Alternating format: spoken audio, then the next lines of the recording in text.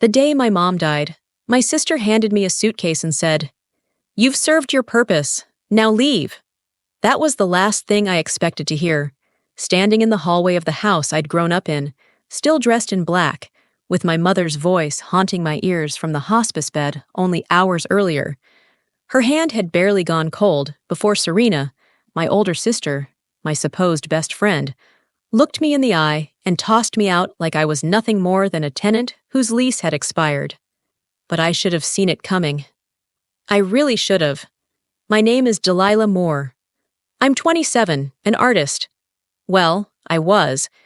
And until that day, I lived in the guest room of my family's estate, taking care of our mother, while Serena was too busy building her fashion empire to lift a finger. For 2 years, I gave up my studio, my income, and most of my identity to be a full-time caregiver, while Serena posted glamorous photos in Paris and changed the face of couture, according to Vogue. She called me the emotional support daughter, said I was good with feelings, bad with money. She wasn't wrong about the feelings part. I held our mother's hand every night when the pain made her tremble. I bathed her, read to her, fed her when she couldn't lift a spoon. And yet, when the will was read just a few hours after the funeral, I got nothing. Not a cent. Not even the pearls Mom used to wear every Sunday. The estate, the house, the family trust. Everything went to Serena Blake, golden child, CEO, and apparently master manipulator. That's when she gave me the suitcase. I stared at her, stunned. "You're serious?" Serena didn't flinch. "Mom knew who the real adult was. You're not owed anything just because you were here. If anything, you cost us." Cost them? I quit everything for that woman, our mother. I put my entire life on hold while Serena lived hers like a Vogue spread. But no matter how furious I was, I didn't beg. I took that suitcase, walked out, and moved into a tiny one-bedroom apartment above a tattoo shop that smelled like stale coffee and old paint. It wasn't much, but it was mine. What Serena didn't know was that Mom did leave me something, but not in the official will.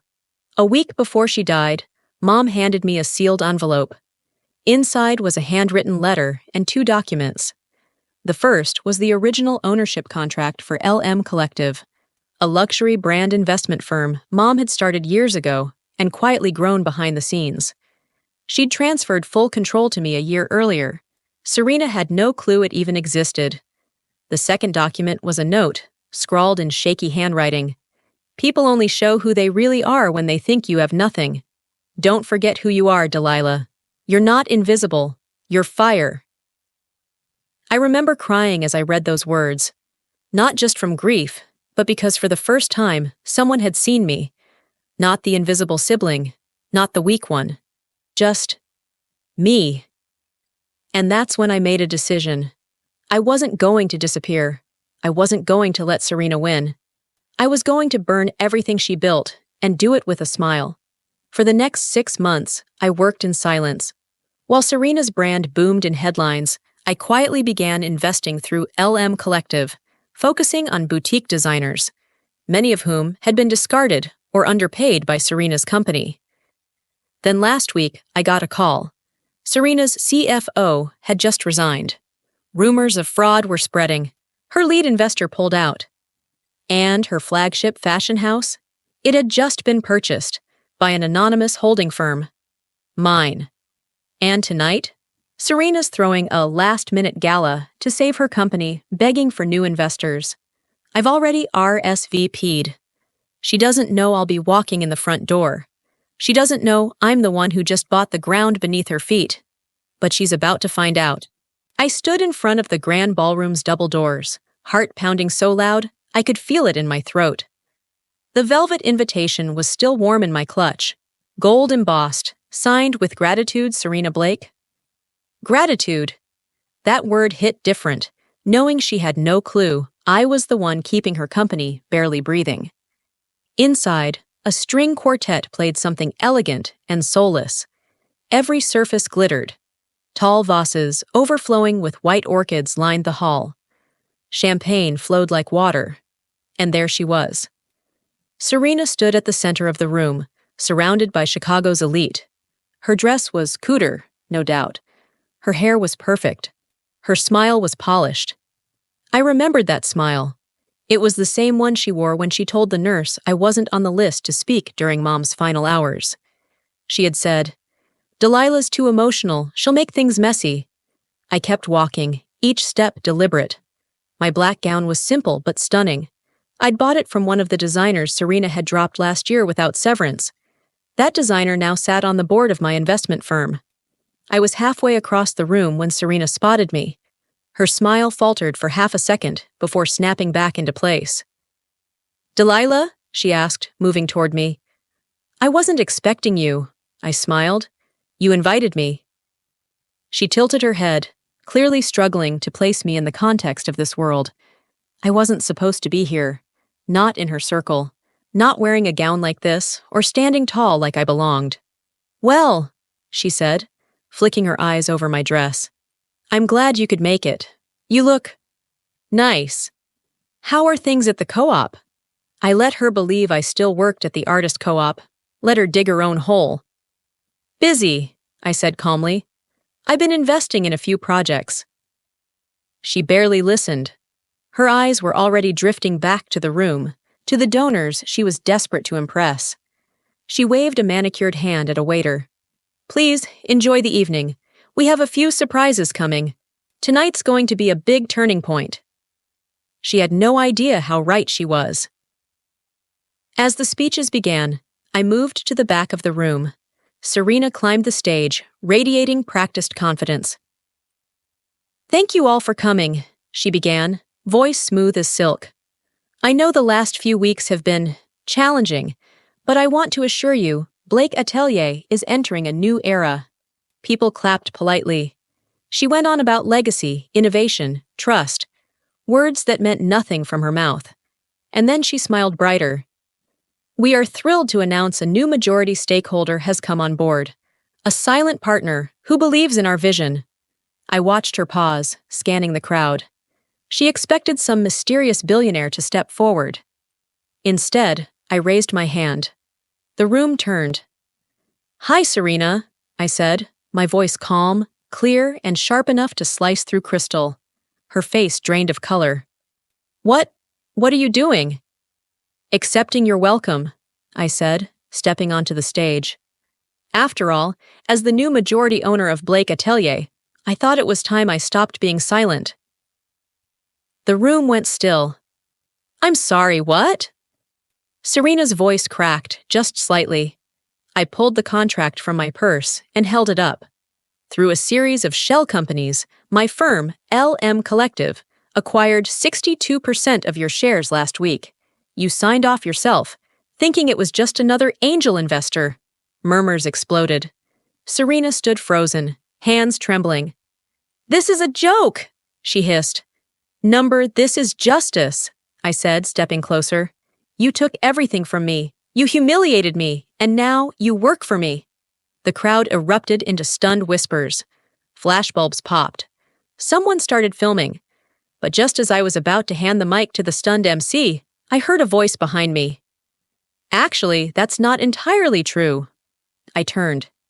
It was Ava, Serena's ex-best friend and former CFO, the one who'd resigned under suspicious circumstances last month. She stepped up, holding a USB drive. "I thought you'd want to know, Delilah," she said calmly. "Serena's been laundering money through the supply chain, and this," she held up the drive, "is proof." Serena gasped, lunging forward. "You can't be serious." But Ava looked me dead in the eyes and said, "I didn't know who to trust, but now I do. This should go to the board. Tonight." And just like that, this wasn't just about revenge anymore. It was about exposure. I didn't sleep that night. After the gala imploded, the headlines started rolling in before I even got home. Serena Blake loses control of fashion empire to mysterious investor. Whistleblower CFO reveals possible money laundering scheme. It was everywhere. Serena had built her brand on image and exclusivity. Now she was the center of a scandal. I expected her to fight back. What I didn't expect was how far she'd go. The next morning, I walked into the downtown office of Blake Atelier, or rather, my office now. The air was heavy with tension. Most of the staff had already seen the viral video. Some nodded at me in quiet support. Others looked away, unsure of where their loyalty should lie. Serena wasn't there. Her assistant, a nervous girl named Kayla, approached me with wide eyes. "She hasn't come in, her phone's off, but there's something you should see." She handed me a manila folder. Inside were 3 contracts, new supplier agreements. I glanced at the signatures. Serena's name. Each one routed payments through a consulting firm I'd never heard of, based in the Cayman Islands. "Did she sign these before she lost majority?" I asked. Kayla swallowed. 2 days before, but she backdated them." I froze. This wasn't just about money anymore. This was fraud, plain and simple. She hadn't just built an empire on my mother's money, she'd used it as a cover for criminal activity. If this came out in court, the whole company could burn. Which meant I could burn with it. I spent the next 48 hours digging through the company's files. Ava helped. She'd been keeping records in secret ever since she got suspicious months ago. Serena had been funneling profits into fake expenses, skimming off the top, and laundering through side businesses registered under the names of her friends. But here's the thing, some of those friends? They were my mother's former business partners. Names I recognized from the original LM collective documents. People Mom had cut ties with years ago after a private falling out. Suddenly, the reason Serena inherited everything in the official will made a lot more sense. My hands were shaking when I opened the last folder Ava handed me, a scanned letter, dated 3 months before Mom's death. It was from her attorney. In the event of my death, the Blake estate is to be transferred in its entirety to Serena Blake, to ensure continuity and avoid interference from prior associates. Delilah is to remain uninvolved until the collective is secure. Under no circumstances should she be told about the adjustments. I couldn't breathe. Mom had left Serena the estate, on purpose, to keep me out of danger. She knew Serena was tangled in something deeper, something bigger than family betrayal. "She was trying to protect you," Ava said softly. But now it was too late. I was already in it. That afternoon, I received an email from the firm's legal team. Subject: URGENT, Government Inquiry Incoming. The Department of Financial Compliance had launched a preliminary investigation into Blake Atelier. They wanted full accounting records from the past 18 months. I had 7 days to respond. Serena finally called that evening. Her voice was cold, but calm. Too calm. "You played your hand too early, Delilah," she said. "You think you're in control, but you don't know what you've stepped into." "I know enough," I snapped. "No," she said quietly. "You don't. You think this is about clothes and credit cards? This is bigger than both of us." I almost asked what she meant. But then she laughed, this bitter, almost sad laugh, and said, "You think you've won, but the board isn't what you think it is. Look into who actually owns LM Collective." Now she hung up. Confused, I opened the ownership records again. I scrolled down the corporate ladder, through the shell companies, and stopped cold. The newest majority shareholder of my investment firm wasn't me anymore. It was listed under a holding company out of Luxembourg, owned by Serena Blake. I had just walked into a trap. The next morning, I walked into the boardroom of Blake Atelier with a storm in my chest. I hadn't slept. Not after discovering that Serena had somehow regained control of LM Collective, the very firm Mom had left me to protect. Through a network of shadow companies, she had stolen it right from under me. And now, she was using it to destroy everything I had worked to rebuild. But if Serena thought that was the end, she'd forgotten who raised me. My mother didn't just leave me an investment firm, she left me her instincts and her contingency plans. While Serena was busy covering her tracks with lawyers and fake shareholders, I had been quietly building another kind of power. Not through corporations, not through courts, through people. The first person I called was Ava. She'd already risked everything by exposing Serena at the gala. Now I asked for her help once more. I need to freeze the company from the inside, I told her. Not through ownership, through leverage. Ava's eyes flickered with something fierce. I know exactly where to start. Over the next 48 hours, we moved fast.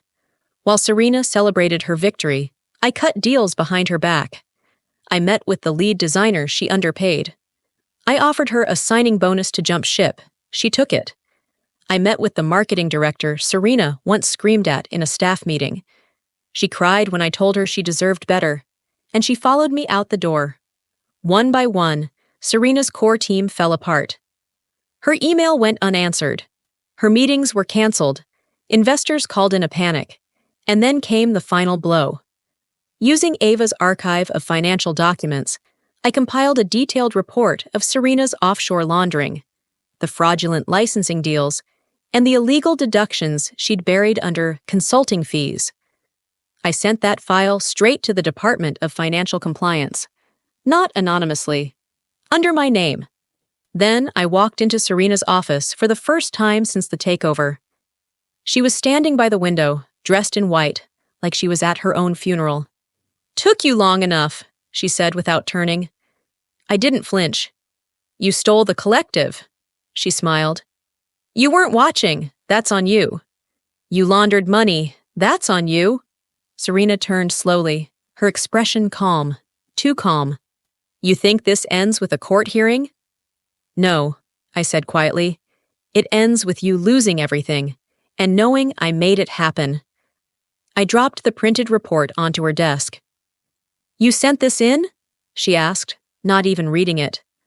"I did." She stared at me for a long time, then laughed. But this time, it wasn't cruel. It was broken. "You have no idea," she whispered. "No idea about what?" She walked to her desk, opened the bottom drawer, and pulled out a thick envelope. Inside were photographs, dozens, all taken years ago. Me. Mom. A woman I didn't recognize. "She's your aunt," Serena said softly. "Dad's sister. You've never met her because she disappeared when you were a kid." I froze. "What does this have to do with anything?" "She didn't disappear. She was cut out. By Mom. After she found out Aunt Mallory was stealing money from the collective. But Mallory didn't go quietly. She made threats. Real ones." I shook my head. "Number, that's just another story." "Is it?" Serena asked. "Because the firm you inherited, the board you've been working with, that mystery investor who helped me retake the collective?" She slid a final document across the table. It was a signed agreement, a name I had never seen before. Mallory Keene. I felt the blood drain from my face. "She never left," Serena said. "She's been waiting, watching, and you just gave her everything." I hadn't taken the company from Serena. I'd handed it to the one person our mother feared most. I stared at the name on the contract. Mallory Keene. My aunt. A woman I didn't even know existed until 3 minutes ago. And yet, she'd been sitting in the shadows, quietly taking control of the very legacy my mother tried to protect me from. I couldn't speak. "She's been funding me for years," Serena said, her voice low. "Every launch, every PR campaign. Mallory made me who I am, but you just gave her the rest." "No," I said, shaking my head. "No, I didn't." "Oh, but you did," Serena smiled. "By going public, by triggering that investigation. You lit a fire under the board, and now Mallory has stepped in as interim oversight. She's claiming you're too emotionally involved to protect the brand." It felt like the walls were closing in. "She's going to dismantle everything," Serena continued. "The collective, the atelier. Gone. Sold off, restructured, erased. All in the name of financial stability. And she'll pin the blame on you." That's when I realized something. Serena wasn't gloating. She was scared. "She turned on you, didn't she?" I asked quietly. Her silence was the answer. She looked down at her hands. "She said I was sloppy, said I wasn't useful anymore. I handed her the keys, and she locked me out." We stood there, two women raised in the same house, shaped by the same cold ambition, now staring down the same monster. But I wasn't like Serena. I didn't beg, I planned, and I still had one card left to play. The next morning, I called Ava and asked her to meet me at the archive office, where all my mother's original company files were stored. It took hours, but we found it. A single document tucked inside a safety deposit box. A handwritten addendum. My mother had updated the terms of the trust after signing the will. She left a clause granting me emergency override authority in the event that the board acted in a manner inconsistent with the ethical foundation of LM Collective. It was notarized. Legal. Ironclad. By sunset, I was standing in the boardroom.